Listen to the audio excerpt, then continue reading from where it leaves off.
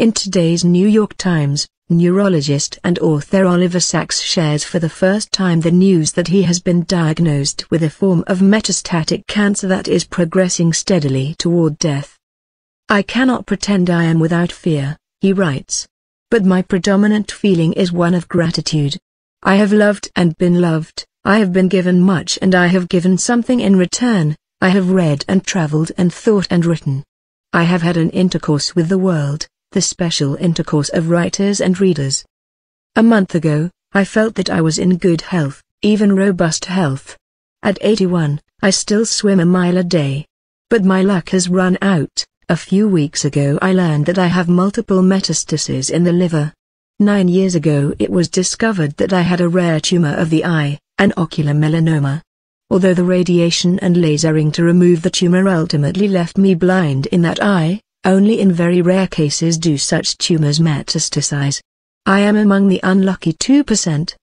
I feel grateful that I have been granted 9 years of good health and productivity since the original diagnosis, but now I am face to face with dying.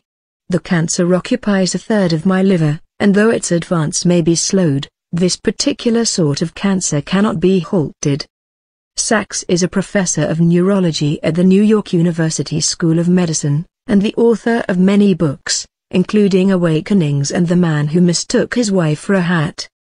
Wired contributor Steve Silberman, a friend of Sacks, writes, "I met Oliver when I wrote a profile of him for Wired in 2002. I don't often become friends with the people I write about, but Oliver was so brilliant, wise, and adorably idiosyncratic that I couldn't resist wanting to see him again after the story was out.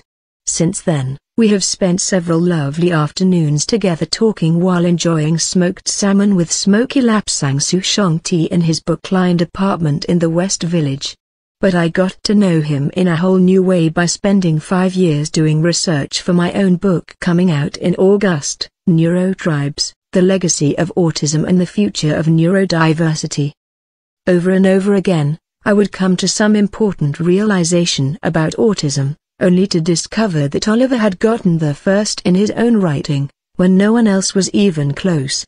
Few people realize, for example, that when Oliver profiled Temple Grandin in The New Yorker, in the piece that became an anthropologist on Mars, autistic adults, other than Dustin Hoffman's fictional character in Rain Man, were still virtually invisible in society, because the diagnosis had only recently been expanded to include adults. His humane, precisely observed, and compassionate vision of people finding ways to thrive in the face of a broad range of life-changing conditions, blindness, Tourette's, epilepsy, profound loss of memory, has not only changed our view of medicine, it has radically expanded our sense of possibility about what it means to be human.